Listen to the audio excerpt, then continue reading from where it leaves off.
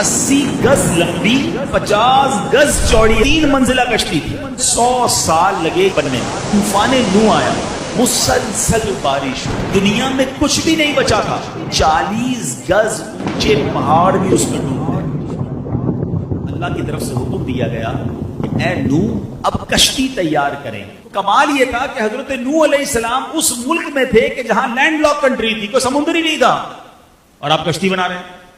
तो लोग रोज गुजरते आपका मजाक उड़ाते कि पहले तो तुम कहते थे अल्लाह के नबी हो, पहले कहते थे कि अल्लाह वहदहू ला शरीक की तरफ बुलाना है, अब तो माद अल्लाह तुम कारपेंटर बन गए हो, कश्ती बनाने लग गए हो। मजाक हो, कश्ती का करोगे क्या जब हमारे मुल्क में पानी ही नहीं है? और आपको रब की तरफ से हुक्म था। अच्छा, पहले तो आपने उसको बनाने के लिए सागवान के दरख्त उगाए, और वो 100 साल लगे उन दरख्तों को उतना बड़ा होने में कि जितनी लकड़ी की जरूरत थी। 100 ईयर्स तक तो पहले आपने दरख्त उगाया, फिर उसके बाद 80 गज लंबी और 50 गज चौड़ी आपने कश्ती बनाई। अच्छा, कश्ती भी एक दर्जा नहीं था, यानी एक फ्लोर की नहीं थी, वो 3 मंजिला कश्ती थी। आपने उसके 3 दर्जे बनाए, क्योंकि निचले तबके में परिंदे और हशरातुल अर्द, कीड़े मकोड़े जो होते हैं, दरमियानी तबके में यानी फर्स्ट फ्लोर पर चौपाए, और फिर ऊपर सेकंड फ्लोर पर मोमिनीन और खुद हजरत नूह अलैहिस्सलाम ने अपने लिए और मोमिनीन के लिए जगह बनाई। यानी 3 फ्लोर की ये कश्ती तैयार की गई। 100 साल लगे ये तारीखी कश्ती को बनने में। इस तनूर से जब पानी निकले ना, तो आप समझ जाना कि अब तूफान आने वाला है। दिस इज इंडिकेशन, और ये कुरान में मौजूद है।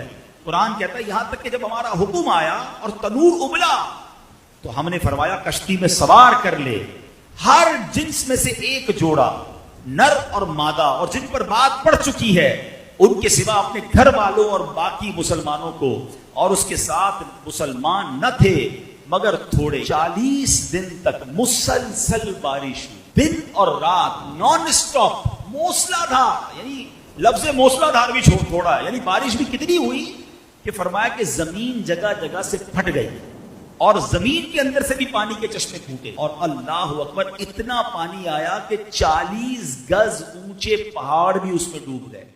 यानी दूसरे लफ्जों में दुनिया में कुछ भी नहीं बचा था, पूरी दुनिया में पानी था और बड़े बड़े पहाड़ भी डूब गए थे। अब एक कश्ती थी जिसमें 80 मोमिनीन थे, और जानवरों का, परिंदों का, चरिंद का, दरिंदों का, हशरातुल अर्द का एक एक जोड़ा। ठीक है, ये अल्लाह की शान थी।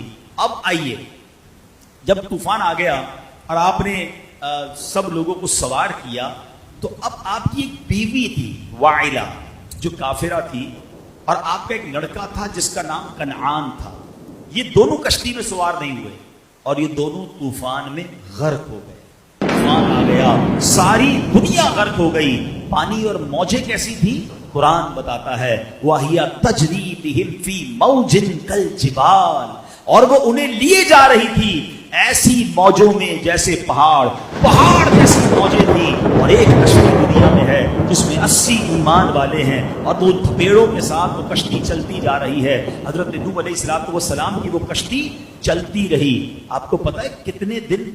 6 महीने तक ये कश्ती इसी तरह पानी में चलती रही। और सुनो, उस वक्त जो खाना काबा की जमीन थी ना, ये कश्ती वहां भी पहुंची, काबा मुशर्रफा का 7 बार उसने चक्कर भी लगाया। अब उसके बाद ये कश्ती एक पहाड़ पर रुकी, और ये पहाड़ भी जूदी पहाड़ है। इस पर भी उलमा ने बड़ी प्यारी बात लिखी है कि अल्लाह पाक ने हर पहाड़ पर एक वही फरमाई।